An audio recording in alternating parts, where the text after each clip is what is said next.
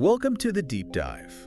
Today we're cracking open a mandate for leadership, the conservative promise. This document, it's like a blueprint for a potential future administration. Yeah, it's got all kinds of plans. They want to tackle defense and education. Oh, and the environment. They Yeah. even talk about the IRS. It's pretty in-depth, right? Yeah, what I find really interesting is it's not just some vague wish list. It's very specific. Yeah, there are a lot of really specific policy recommendations in here.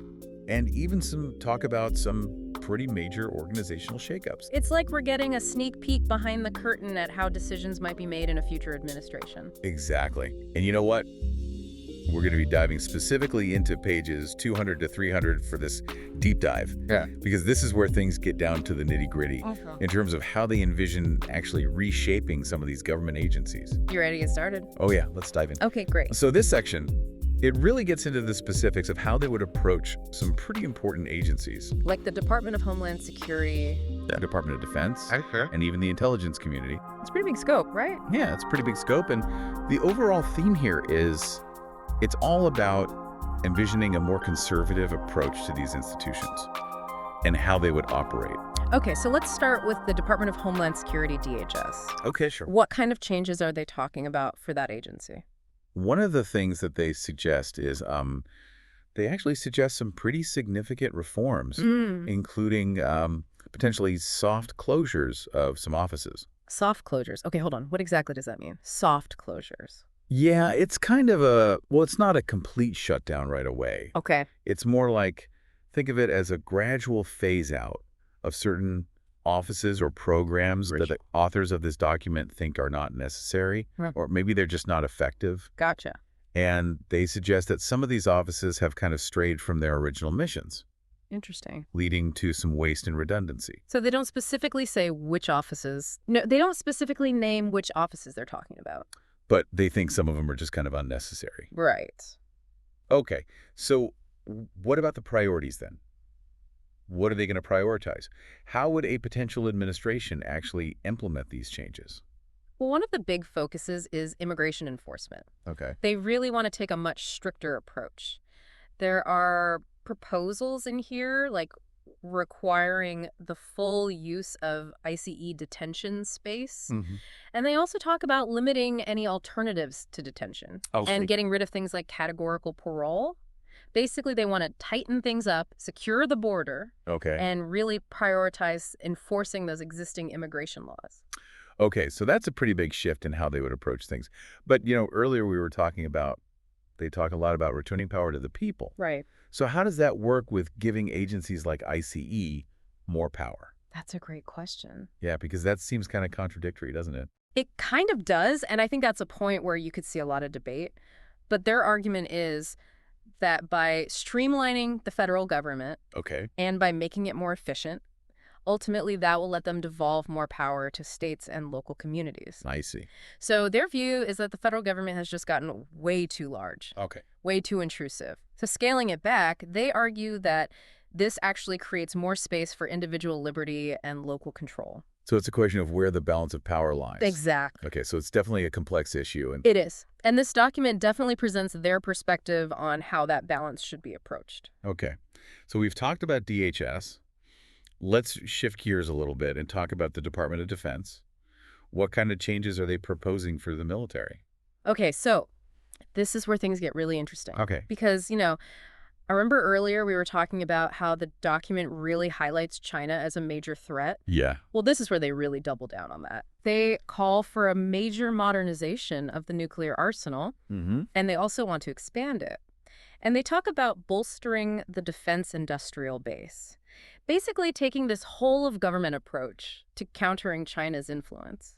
Whoa, okay, whole of government. What does that even mean? Yeah, so what they're saying is China's economic and military strategies are just deeply intertwined, and that the U.S. can't just focus on one or the other. Okay. We've got to respond on both fronts. Gotcha. And they're saying that means coordinating efforts across all the different government departments. So it's not just defense. Right, not just defense and intelligence, All right. but also trade and diplomacy. Wow, okay, so it's a really big picture approach. Yeah, it's a very big picture approach. Okay, but can you give us some specific examples of what they're actually proposing? Like, how do you actually bolster the defense industrial base? Well, one of the things they suggest is prioritizing U.S. and allied companies for military procurement. You know those Buy American Yeah. requirements? Well, they want to make sure those are really enforced and that these crucial defense contracts are going to domestic companies. That way we can strengthen American industries Okay. and, not be so reliant on foreign suppliers that we maybe can't always trust. So it's about spending the money in the right way, not just spending more money, Exactly. but actually spending it more strategically. Exactly. They suggest things like making it easier to do multi-year procurements, like bulk buys. Okay. The idea is to streamline the process, make it more efficient, Yeah. and give companies more certainty Yeah. so they can invest in long-term production capabilities. It's about creating a more resilient defense industry, Yeah. that can actually meet the challenges of, well, this is a very rapidly changing global security environment, and we need to be ready. For sure. So we're talking about modernizing weapons, Yeah. investing in domestic industries, Yeah. and essentially kind of getting ready for this potential long-term rivalry with China. Exactly. But what about the people? Yeah. Like military personnel and recruitment. Where does that fit into all of this? That's another key piece. Yeah. They actually recommend some things that, they want to make it easier for military recruiters to get into high schools. Okay. And they even talk about requiring all students in federally funded schools to take the ASVAB, that's the military entrance exam. Yeah. So it seems like they're really trying to expose more young people to military service as a potential career. Okay. But they're thinking long-term. Yeah. Trying to build that pipeline of, the future soldiers, sailors, and airmen. Okay. Makes sense. But they don't stop there, do they? They also get into the intelligence community, right? They do. Okay. And this is where it gets even more interesting. Because remember we were talking about how the document emphasizes this emerging threat from China? Mm-hmm. Well, they call for a renewed focus on that. But they also call for a shift in mindset. They're arguing that the intelligence community needs to be more forward-looking, more adaptable. It's not just about gathering information about what happened in the past, Okay. but about anticipating future threats, developing strategies to address them, ideally before they become major crises. That's a great point. Yeah. We tend to think of intelligence agencies as being focused on the past. Right. But they're suggesting we need to be more proactive. Yeah. It's almost a more predictive approach. So what would that look like? How do you change that? Well, they talk a lot about technology, Okay. especially things like artificial intelligence and space. Interesting. They actually suggest maybe developing joint programs that use both military and intelligence capabilities, Uh-huh. integrating space assets in new ways, really trying to push the boundaries of what's possible. So we're not just playing catch-up, Mm-hmm. but we're actually trying to stay ahead of the curve. Exactly. Makes you wonder what kind of spy gadgets they're dreaming of. Yeah, right. It's pretty fascinating to think about. But really, it just highlights a key theme of the document that the U.S. has to maintain its technological edge Yeah. if we're going to compete effectively in the 21st century. For sure. Okay, so we're talking about expanding capabilities, giving agencies more power. Yeah. But doesn't that raise concerns about potential overreach? Like, are they worried about going too far? Yeah, that's a really important question. And they do acknowledge that in the document. Yep. They emphasize the importance of oversight and accountability. Right. Making sure these agencies are operating within the law Right. and the Constitution. Yeah. But they also argue that the current system is just way too bogged down in bureaucracy Okay. and, legalistic procedure. Yeah. And they think this is actually hindering their effectiveness. So it's a balancing act, right? Yeah. You want to give them the tools they need, Exactly. but you also don't want them to overstep. It's a delicate balance, and I think that's a theme that we're going to see throughout this entire document, this idea of balancing power. Okay. So let's talk about the CIA. Hmm. Within the intelligence community, what kind of changes are they suggesting for that particular agency? Well, they want to see a lot more oversight there. Okay. They urge the Director of National Intelligence to request briefings on all CIA activities to make sure that everything they're doing is aligned with the president's priorities. So it's really about bringing the CIA under the control of the White House. Yeah, And making sure their actions are in sync with the overall strategy. exactly. And they're really emphasizing that, especially for overseas operations. Okay, so what about intelligence sharing? Oh, that's always a tricky one. Yeah, the balance between, keeping secrets and being transparent. How do they approach that? They advocate for what they call a strategic approach to intelligence sharing. Oh. You have to be careful about when and with whom you share sensitive information, Yeah. but they do suggest potentially expanding existing alliances like the Five Eyes, maybe including other key partners. Like who? What countries are they thinking of? Well, they specifically mention the Asia-Pacific region. Okay.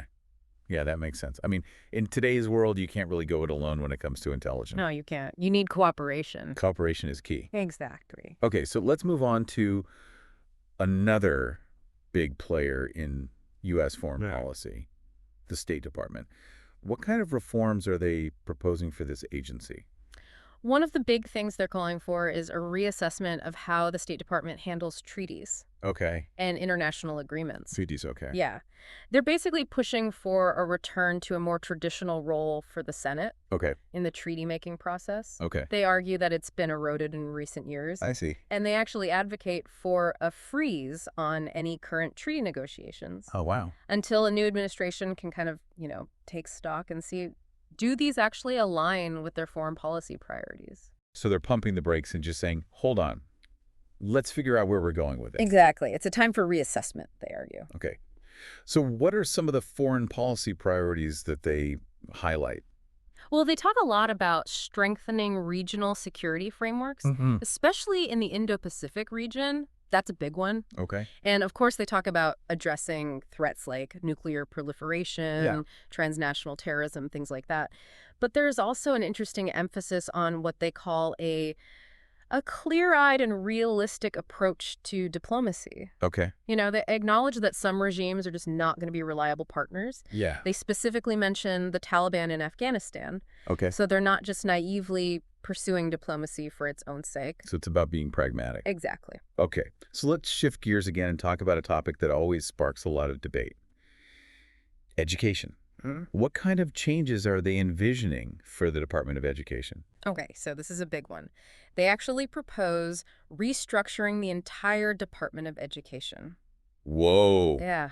Restructuring the whole department. Okay, why? Well, they argue that the department has just gotten too large, Okay. too bureaucratic, that it's really strayed from its original mission.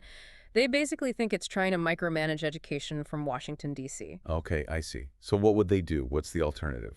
Well, they suggest distributing the department's programs across other federal agencies. Okay, that's a huge change. So what's the thinking behind that? Why don't they like the Department of Education the way it is now? They argue that it's become too focused on federal control Okay. and top-down mandates, and they think this is stifling innovation and local control. So it's really about giving more power to states and local communities Exactly. and getting the federal government out of education? They also criticize the department for pushing what they call progressive ideologies Okay. and undermining parental rights in education. I see. So they want to shift the focus away from that. Yeah, they want to refocus it on core academic subjects and traditional values. Okay. So how would they actually do this? Where would all these programs go? Well, to be honest, the document doesn't give like a detailed blueprint for implementation, Okay. but they do suggest transferring some programs to other agencies like the Department of Health and Human Services Okay. or the Department of Labor. Gotcha. But they are very strong advocates for expanding school choice programs, Like, like charter schools and vouchers, and they want to empower parents, give them the ability to use education savings accounts to customize their children's education. so it's not just about tearing down the existing system, No. but also about building up these alternatives. Exactly. Give parents more options. Okay, that's interesting. Yeah. So let's move on to another big one. The Department of Health and Human Services, HHS. What kind of changes do they have in store for that massive department? This is where the document really takes aim at what they see as overreach and politicization within HHS. They're especially critical of agencies like the CDC and the NIH. Oh, really? Yeah. Okay. What don't they like about those agencies? Well, they're very critical of how the CDC handled the COVID-19 pandemic. Oh, so this is recent stuff. Yeah, this is fairly recent, and they want to see reforms that they think will ensure transparency and accountability. But they also call for changes to the way that the NIH funds research. Okay. And they express concerns about conflicts of interest, particularly related to vaccine development. So they're really going after those two agencies. They are. Can you give us some examples of what they see as problematic? Like, what are they so upset about? So, for example, they criticize the CDC for relying on what they call observational studies, Okay. and they're very critical of promoting mask mandates during the pandemic. Oh, interesting. They also take issue with the NIH's funding of gain-of-function research, Hmm. and they're concerned about financial ties between employees at the NIH and vaccine manufacturers. Okay.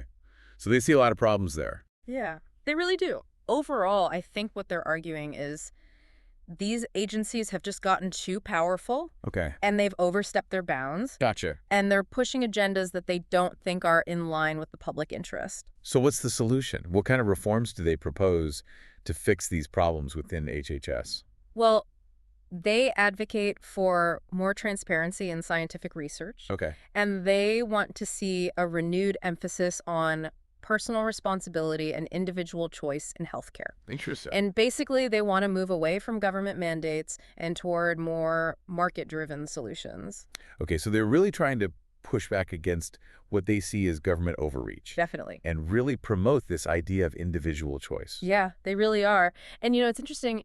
They also express concerns about HHS's role in promoting abortion and what they call transgender ideology. Oh, so that's a whole other debate. It is. It is. Okay, so they're really trying to refocus the department's efforts on what they see as supporting traditional family values. Yeah, that's a big part of their overall vision, too. All right, so let's move on to another department that's often at the center of political debates. The Department of Energy. What's their vision for the future of energy policy in the U.S.? Okay, so they call for a pretty big shift away from what they view as the Biden administration's focus on climate change and renewable energy. Okay. They want to go for more of an all-of-the-above energy strategy Nice. that really prioritizes American energy independence. Okay, so they want to reduce our reliance on foreign sources. Exactly. But how are they going to do that? What would a more conservative energy policy look like? Okay, well, first of all, they propose eliminating the Department of Energy's applied energy programs. Why would they want to do that? They basically argue that these programs are just corporate welfare, that they distort the market, and they undermine energy reliability. Okay, so they really want to reduce the role of government in the energy sector. Yeah, exactly. And they also call for streamlining the permitting process for energy projects.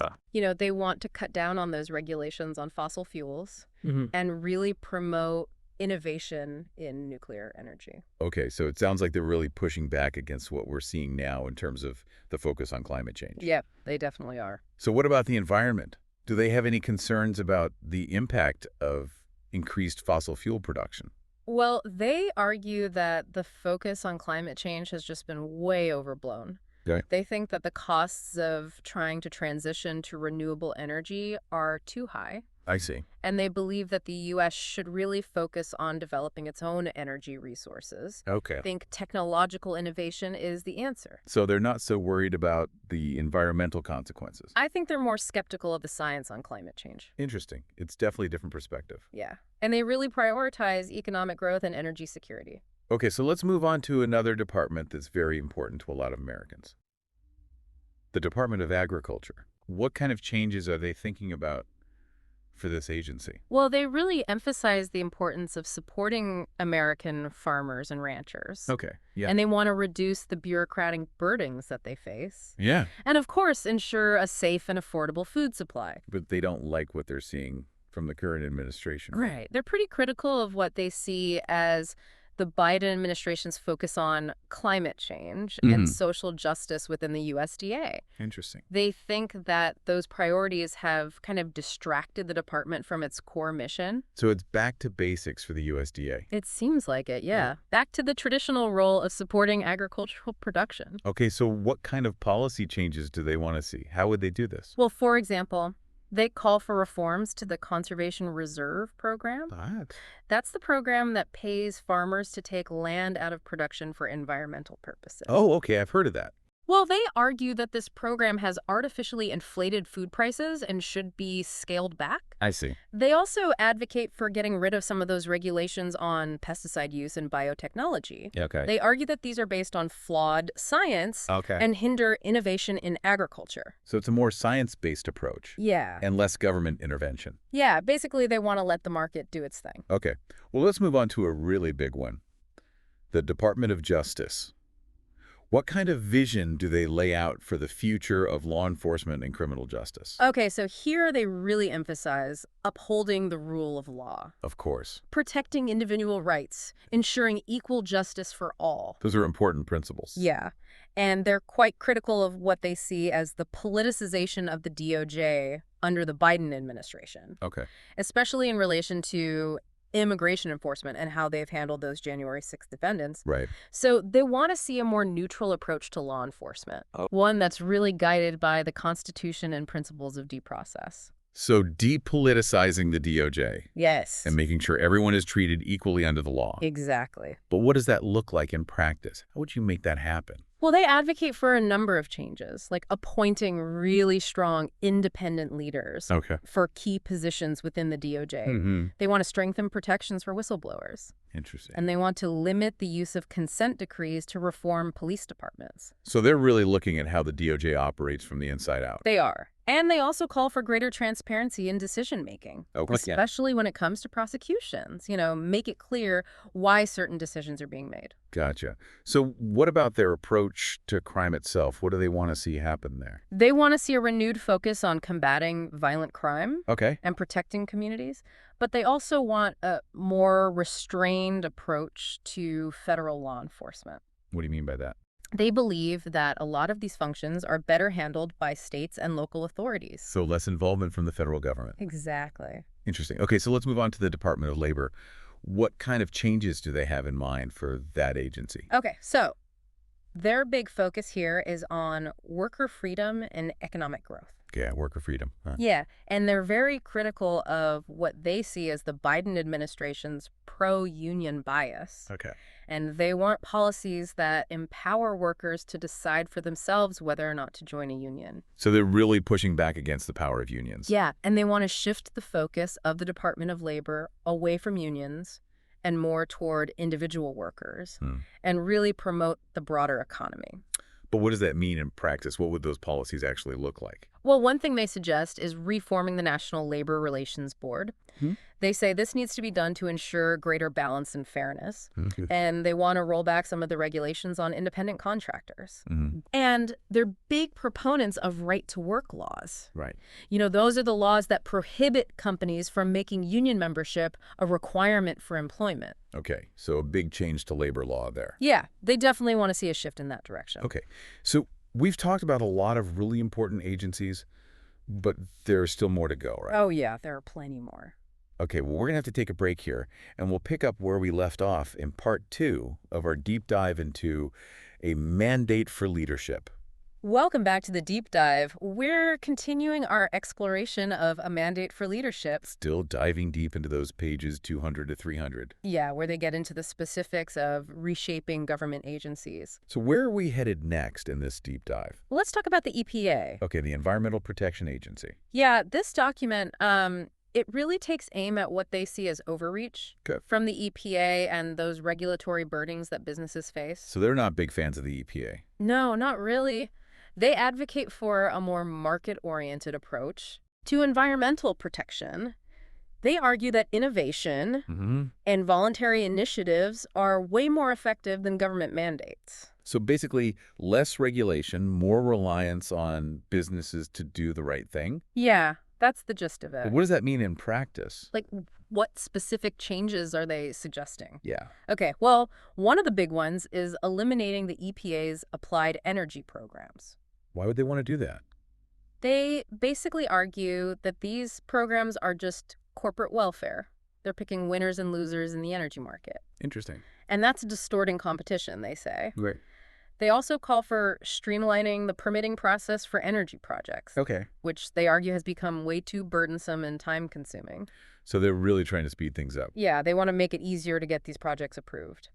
And their overall goal is to reduce regulations. Right. And boost American energy production. Exactly. So they're definitely pushing for a smaller role for the EPA. Yeah. Giving more power back to the states. Generally. And the private sector. But what about people who are concerned about the environment? Oh, yeah, that's a good point. I mean, there are a lot of people who argue that we need strong regulations to protect public health and the environment. For sure. So how does this document address those concerns? Well, they argue that a market-oriented approach can be just as effective. Okay. They think relying on innovation and incentives rather than mandates can actually be better for the environment. Mm. And they point to examples like the cap and trade program for sulfur dioxide emissions. Hmm. They say that program has been successful in reducing acid rain Right. without imposing huge costs on businesses. So it's about finding a balance Yeah, between protecting the environment and promoting economic growth. right. You don't want to sacrifice one for the other. Exactly. It's about finding solutions that achieve both goals. Makes sense. And they believe that a flexible market-based approach is the best way to do that. Okay, let's shift gears a bit and talk about another agency that plays a big role in science, the National Institutes of Health. The NIH. Yeah. What kind of changes do they want to see there? Well, this is where they express a lot of concern about what they call the politicization of science. And they're worried about a lack of transparency Where? in the NIH's funding process. So they're worried about how research gets funded. Yeah, exactly. They want reforms to make sure that funding decisions are based on scientific merit. Right. Not on politics. Exactly. Okay, so they're concerned about the integrity of scientific research, Yes. making sure it's not being influenced by political agendas or special interests. Right. They also raise some concerns about conflicts of interest within the NIH. Oh, like what? Well, they're particularly concerned about things related to vaccine development and other areas where researchers might have financial incentives. That's an important point. Yeah, you want to make sure the research is unbiased. Exactly. So what are some of the reforms they suggest to address these concerns? Well, one of the things they call for is greater transparency Right. in the peer review process. Mm-hmm. You know, making sure that the people reviewing grant applications don't have conflicts of interest. Right, they should be impartial. Exactly. Okay, so more transparency in the review process. Yep. And they also want greater scrutiny of the NIH's funding priorities overall, Yep. making sure that taxpayer dollars are being used to support research that's really in the public interest. So they're really pushing for more accountability. Yeah, they want to make sure that NIH is accountable to taxpayers. Okay, that makes sense. They also suggest exploring ways to encourage more private sector funding for research. Interesting. So kind of reducing our reliance on government funding. Exactly. They think the private sector can play a bigger role. Okay, let's move on to another agency that funds a lot of scientific research, the National Science Foundation. Okay, the NSF. Yeah. What's their vision for the future of this agency? Well, they definitely emphasize the importance of basic scientific research. But they also want to take a closer look at how the NSF is spending its money. What do they mean by that? They argue that the NSF should focus on funding research that could lead to breakthroughs in areas like medicine, energy, and national security. So research with practical applications, Ex- things that could benefit society in a concrete way. Right, and they're not so keen on what they see as more esoteric or politically motivated research. Interesting. They also express some concern about what they call mission creep at the NSF. Oh, what do they mean by that? Well, they're concerned that the agency has expanded its funding into areas like social science and climate change research. So they want the NSF to stick to its core mission, Yeah, focus on hard science. right, and they think that taxpayer dollars should be used for research that advances national interests. Okay, but what about people who argue that even basic research, even if it doesn't have an immediate payoff, Yeah, can lead to important discoveries down the road? that's a good point. And they do acknowledge the value of basic research. But they think funding decisions should be based on a realistic assessment of the potential benefits and risks. So they're not saying cut off all basic research, No. but they want to be more strategic about it. Right, and they believe the NSF should prioritize research that's likely to have a real impact on society. So a more utilitarian approach. Yeah, I think that's a good way to put it. Focus on projects that could have a measurable impact. Exactly. Okay, let's move on to another agency that's important for innovation.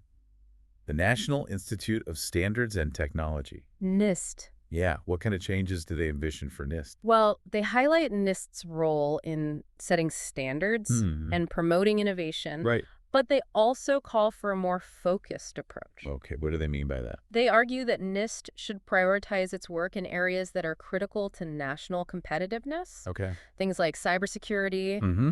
artificial intelligence, and advanced manufacturing. So the cutting edge stuff. Yeah, the Yeah. areas where we really need to be ahead of the game. Makes sense. They also advocate for streamlining NIST's operations and cutting back on the bureaucracy. So making it easier for businesses to work with them. Exactly. But what about people who argue that NIST should play a broader role in supporting science and technology? They do acknowledge that role, Okay. but they think NIST's resources should be focused on the areas where they can have the biggest impact. So it's about being strategic. Right, making strategic investments to get the best results. Okay, so it's about prioritizing Yes, and focusing on where NIST can make the biggest difference. exactly. Okay, let's move on to an agency that has a very different mission. The National Endowment for the Arts. The NEA. Yeah, what kind of changes do they envision for the NEA? Well, this is where they express some concern about what they call the politicization of the arts, Okay. and they advocate for a more traditional approach to funding the arts. Okay. They argue that the NEA should focus on supporting excellence in the arts rather than promoting specific social or political agendas. So they're not against funding the arts, Right. but they want to make sure the funding is going to the right places. Exactly. They're concerned about what they see as a bias Okay. in the NEA's grant-making process. So they want to make sure that taxpayer dollars are being used to support artists and organizations that are actually worthy. Yes. And they call for greater transparency and accountability in that process. So more oversight. Yes. And they also suggest that the NEA should focus on supporting a diversity of artistic viewpoints. Okay, so making sure that everyone has a chance. Exactly. Regardless of their political beliefs. But what about people who argue that the arts should reflect the diversity of American society and that artists should be able to address contemporary social issues in their work? Right. How do they address that perspective? Well, they argue that the arts should be free from political influence Okay. and that artists should be able to express themselves without fear of censorship Right. or reprisal. So artistic freedom is important to them. It is, and they believe that a more traditional approach to funding is the best way to protect that freedom and promote artistic excellence. So the different way of thinking about the role of the arts in society. Yeah, it's a more traditional view. Okay, let's move on to another agency that supports cultural institutions. The National Endowment for the Humanities. The NEH. Yeah, what kind of changes do they propose for the NEH? Well, their approach is very similar to their approach to the NEA. Okay. They advocate for a more traditional approach to funding, focusing on scholarship and research that contributes to our understanding of history, literature, philosophy. So the core subjects within the humanities. Exactly. Okay, but what about those who argue that the humanities should engage with current social and political issues? They do acknowledge the importance of those issues, Okay. but they believe that the humanities should be a space for open inquiry and debate. Free from ideological constraints. So it's about preserving what they see as the core values of the humanities. Yes, and making sure they're not hijacked by political agendas. Okay, that's an interesting perspective. It is. Let's move on to an agency that plays a very different role in American society. The Corporation for Public Broadcasting. CPB. Yeah, what kind of vision do they lay out for the future of public broadcasting? This is where they express some concern about what they see as bias Okay. and a lack of balance Where? in public broadcasting. Okay, so they're not happy with what they're seeing on PBS. No, they're not. And they argue that CPB funding should be used to support programming that's objective, informative, and reflects a diversity of viewpoints. So they want to see more balance. Yeah. And they also call for greater transparency Oh, yeah? and accountability. In how those CPB funds are distributed. Right. They want to make sure that taxpayer dollars are being used to support programming that's in the public interest. So they're not necessarily against public broadcasting, No. but they want to see some reforms. Right. They want to make sure it's serving its intended purpose. Okay, but what about those who argue that public broadcasting plays a vital role in providing educational and cultural programming? Yeah, I mean, there's no doubt that public broadcasting has value, Okay. but they argue that it needs to be reformed to really serve the public interest. Okay, so they want to see some changes. Yes, and they think greater transparency and accountability are essential to restoring public trust. Makes sense. So it's about reforming public broadcasting Yeah. to make it more responsive to the concerns of taxpayers. Right. Okay, let's move on to an agency that plays a crucial role in international development. The U.S. Agency for International Development. USA. Yeah, what kind of changes do they propose for USC8? Well, this is where they really emphasize the importance of using foreign aid effectively. Okay. They want to make sure it advances U.S. interests Right. and promotes economic development in developing countries. So it's not just about giving money away. Right. It's about using it strategically. Okay, but what about those who argue that the U.S. has a moral obligation to help those in need around the world? They do address that. Okay. They say the U.S. should be generous in providing humanitarian assistance, Okay. especially in times of crisis. Mm-hmm. But they think development assistance should be focused on promoting economic growth Okay. and self-sufficiency. So not creating dependency. Exactly. Okay, so a more strategic approach to foreign aid. Yes. Yeah. And one that takes U.S. interests into account. Okay, let's move on to another agency that's involved in international exchange, the Fulbright program. Okay. The Fulbright program. Yeah, what kind of changes do they envision for this program? Well, they express support for the program's mission, Okay. promoting mutual understanding and exchange between the U.S. and other countries. Right. But they also want to take a look at the program's priorities. What do they mean by that? Well, they argue that the Fulbright program should focus on supporting scholars and students who are studying subjects that are relevant to U.S. interests. So not just any subject. Right. And they also want to make sure that the program is helping to strengthen ties with key allies Okay. and partners. So a more strategic approach. Yeah. And they express some concern about what they see as a tendency within the program to promote a particular ideological perspective. So they want to make sure that the program is balanced. Yes, and they advocate for a more objective approach Okay. when it comes to selecting scholars and projects. But what about those who argue that the Fulbright program should be about promoting cross-cultural understanding? Yeah, they acknowledge the value of that, Okay. but they think the program should also be used strategically to advance American interests. So it's about finding that balance. Exactly. Okay, let's move on to another agency that's involved in spreading information around the world. The Voice of America. VOA. Yeah, what kind of vision do they have for the future of VOA? Well, they really emphasize the importance of VOA's role in providing objective and accurate news and information Okay. to audiences around the world, especially in places where there isn't a free press. Right, where people don't have access to reliable information. Exactly. So they see VOA as playing a really important role. They do, Yeah. but they also have some concerns. Okay, what are they worried about? They're worried about what they see as bias and a lack of balance in VOA's reporting. So they think it's become too slanted. Yeah, they think it's too focused on promoting a particular ideological perspective. Interesting. So they're calling for a return to VOA's traditional mission, Yes, providing unbiased news and information. exactly. Okay, but what about those who argue that VOA should be promoting American values? They do address that. Okay. And they argue that the best way to counter propaganda is to provide accurate and objective information. So just tell the truth. Right. Let the facts speak for themselves. Okay. And they think a more credible and trustworthy VOA will actually be more effective in promoting American values. Okay, so it's about building trust. Okay, let's move on to another agency that's involved in shaping the global information landscape. The U.S. Information Agency. USIA. Yeah, what kind of vision do they have for the future of USIA? This is where they advocate for a much more robust approach to public diplomacy. Okay.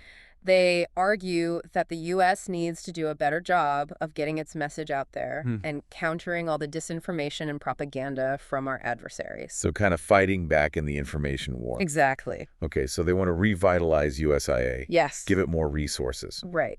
And a clear mandate to engage in this global information battle. But what would that actually look like? Like, what kind of activities would they be doing? Yeah. Well, they suggest expanding broadcasting, digital outreach, Okay. supporting independent media outlets, especially in countries that don't have a free press. Makes sense. And they talk about developing new strategies to counter disinformation. But kind of getting ahead of the curve. Yeah, and they emphasize the importance of reaching young people and other key audiences using social media and other online platforms. So it's a much more modern approach to public diplomacy. Definitely. Okay, let's move on to an agency that has a very different mission. The Peace Corps. Okay, the Peace Corps. Yeah. What kind of changes do they envision for this organization? Well, they express support for the Peace Corps mission, Okay. Promoting international understanding and development. Right. But they also call for a reassessment of the program's priorities. What do they mean by that? Well, they argue that the Peace Corps should focus on sending volunteers to countries where their skills are really needed Okay. and where they can make a real difference. So being more strategic about where they send volunteers. Exactly. Okay, so not just any country. Right. It needs to be a good fit. Makes sense. And they also call for greater accountability within the Peace Corps, Okay. making sure that volunteers are being deployed effectively Mm-hmm. and that the money is being spent wisely. So it's about making sure the Peace Corps is running efficiently. Yeah. And getting the most bang for the buck. Okay, but what about those who argue that the Peace Corps' primary value is in promoting cross-cultural understanding, Mm-hmm. even if it doesn't lead to measurable development outcomes? Well, they acknowledge the value of that, Okay. but they also think the Peace Corps should be focused on achieving tangible results Okay. when it comes to development. So it's about having a real impact. Yes. Okay, so a more pragmatic approach. Yes, Okay, let's move on to another agency that plays a key role in promoting American interests. The United States Trade Representative. USTR. Yeah, what kind of vision do they have for the future of USTR? This is where they really emphasize the importance of free trade, Okay, but they want to make sure it's fair trade. right. They want the U.S. to pursue trade agreements that benefit American workers and businesses. Okay, so putting America first. Yes, and they're very critical of what they see as protectionist policies, Okay. and they want to be more aggressive in challenging unfair trade practices. By other country? Yes, especially China. Oh. They also call for reforming the World Trade Organization. WTO? Yeah. They argue that it's become too bureaucratic and ineffective. So they want to shake things up a bit. They do. Okay, but what about those who argue that free trade agreements can lead to job losses in the U.S.? They do address that. Okay. They argue that free trade agreements, when they're negotiated fairly, can actually benefit both American businesses and workers. Okay. But they're also very clear that the U.S. should be willing to walk away from deals that aren't in our best interests. So it's about being tough. Yeah, and using our leverage. To get what we want. Exactly. Okay, so a more strategic approach to trade. Definitely. Okay, let's move on to another agency that supports American businesses. The Overseas Private Investment Corporation. OPIC. Yeah, what changes do they propose for OPIC? Well, they express support for OPIC's role Okay. in promoting American investment in developing countries. Mm-hmm. But they also want to see a more focused approach. What do they mean by that? Well, they argue that OPIC should prioritize investments in sectors that are strategically important to the U.S. Okay, so things like energy and infrastructure. Exactly. And technology. So not just any investment, Right. but investments that align with our interests. Yes, and they also call for greater transparency and accountability. Within OPIC. They want to make sure that investments are being made wisely Okay. and that taxpayer dollars aren't being wasted. So it's about being responsible with the money. Exactly. But what about those who argue that OPIC should focus on promoting development and reducing poverty, even if it doesn't directly benefit the U.S.? Well, they argue that promoting economic development is actually in America's best interest. Okay, how so? Well, they say it creates new markets for American goods and services, I see. and it helps to stabilize fragile regions of the world. So it's a win-win. Yeah, they see it as a win-win situation. Okay, so it's a strategic approach to development, one that benefits both the U.S. and developing countries. Exactly. Okay, we've already talked a bit about the Small Business Administration. Right, the SBA. But do they have anything else to say about it in this section? They do. They reiterate their support for small businesses. Okay. But they're still concerned about mission creep and inefficiency at the SBA. So they think it's strayed from its core mission. Yeah, that's their concern. Okay, so what do they want to see happen? They want to streamline the agency's operations Okay. and focus its resources on the core programs that have actually proven effective. So get rid of the stuff that's not working. Exactly. And they also call for greater transparency and accountability. Yep. And they're worried about efforts to use the SBA to promote social equity goals. Interesting. So they're not in favor of that. No, they see it as distorting the market and undermining the agency's core mission. So they want to keep the focus on supporting small businesses. Yeah, that's their main priority. Okay, but what about those who argue that the SBA should play a role in promoting social equity? They acknowledge that's a valid goal. But they think the best way to help disadvantaged communities is to create a strong economy. Right, so a rising tide lifts all boats. Exactly. And they think the SBA should focus on helping small businesses create jobs and grow the economy. So it's a market-based approach. Yeah, they believe the market is the best way to create opportunities. Okay, let's move on to another agency that supports American businesses. The Export-Import Bank. Okay, the Ex-Im Bank. Yeah, what's their take on this agency? They're not big fans of the Ex-Im Bank.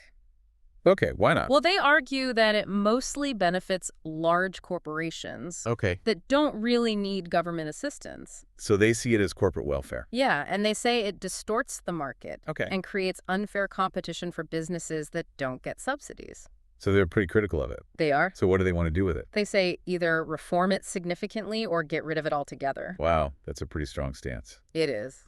But what about the argument that the Ex-Im Bank levels the playing field for American companies, competing against foreign companies that get government support? They argue that it's still just a form of corporate welfare Okay. that benefits a small number of companies at the expense of taxpayers All right. and smaller businesses. So they think it's unfair. Yeah, and they believe the U.S. should focus on creating a level playing field through trade agreements Okay. and other means. So they want to get rid of those subsidies. Yeah, they think the market should decide which companies succeed. Okay, interesting perspective. It is. Let's shift gears and talk about immigration. Oh, okay. What's their stance on immigration policy? Well, they advocate for a more restrictive approach. Oh, yeah. They argue that the U.S. needs to secure its borders, Mm-hmm. enforce immigration laws, Yeah. and reduce illegal immigration. So they're taking a hard line. Yeah, definitely. Okay, but what about those who argue that immigrants make important contributions to the U.S.? They acknowledge that, Okay. but they're concerned about the negative consequences of illegal immigration. Okay, both economic and social consequences. Right, and they believe that legal immigration should be welcomed, Okay. but it should be done in a way that benefits the country. Okay, so they want to be selective. Yes, they want to make sure that immigrants are contributing to society and the economy. Okay, so it's a merit-based approach. Yeah, I think that's a good way to put it. Okay, let's move on to another topic that's been in the news a lot lately, social media. Okay. What kind of vision do they lay out for regulating social media platforms? Well, they're very concerned about the power of these companies. Okay. They think social media companies have too much power to censor speech and shape public discourse. Okay, so they're worried about censorship. Yeah, and they're especially critical of what they see as the arbitrary and politically motivated censorship of conservative viewpoints. Okay, so they think conservatives are being silenced. That's their argument. Okay, so what do they want to do about it? Well, they want to see more transparency and accountability Okay. from these companies. And they also talk about reforming Section 230. Oh, that's the law that shields social media companies from liability Right. for content that their users post. Exactly. And they argue that this law has been misinterpreted Okay. and abused. To stifle free speech. Yeah, that's their concern. So they want to make it easier to sue social media companies. Yeah, I think that's one of the goals. Okay, but what about those who argue that these companies have a responsibility to prevent the spread of misinformation and hate speech? Well, they argue that social media companies shouldn't be in the business of censoring speech, Okay. even if that speech is offensive or controversial. So they're taking a very strong free speech stance. They are. Okay.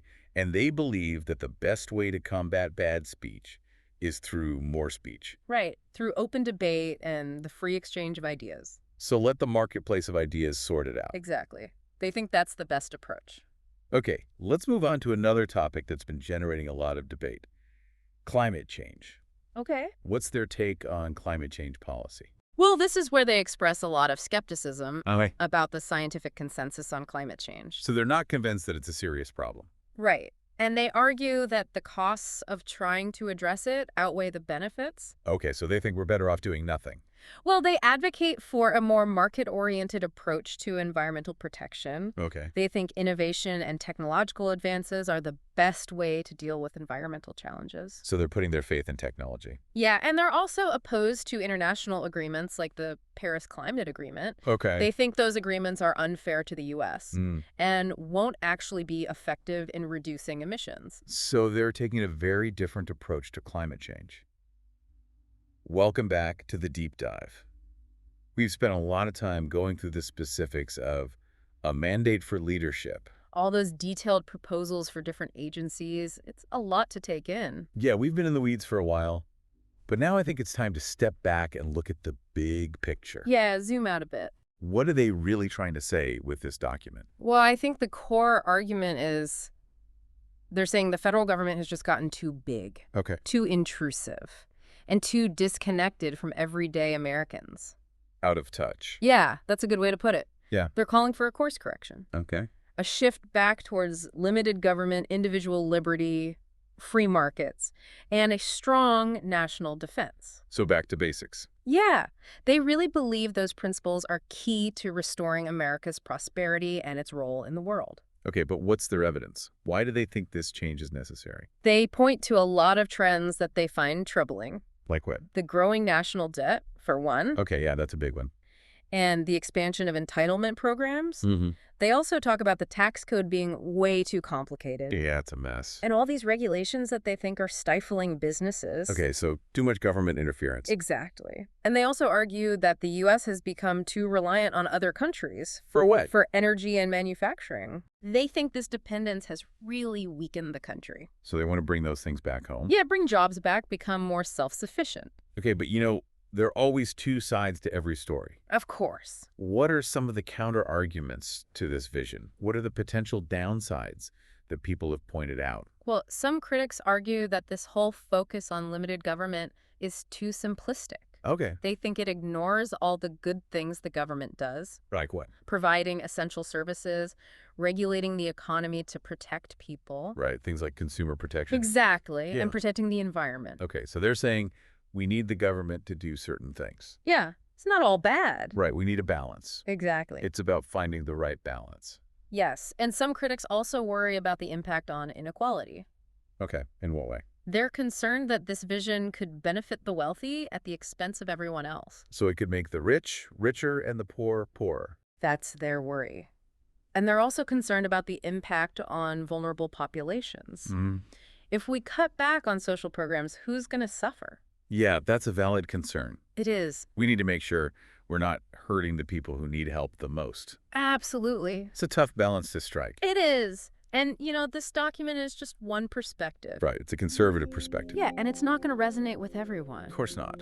That's okay. It's meant to be a starting point for a conversation. Right, to get people thinking and talking about these issues. Exactly. And I think it does a good job of laying out a clear vision. Yeah, it's very specific. It's not just vague ideas. They're really putting forward concrete proposals. Absolutely. And whether you agree with them or not. It's important to engage with these ideas. Exactly. It's about having an informed debate. Yes, and being willing to listen to different points of view. That's what democracy is all about. It is.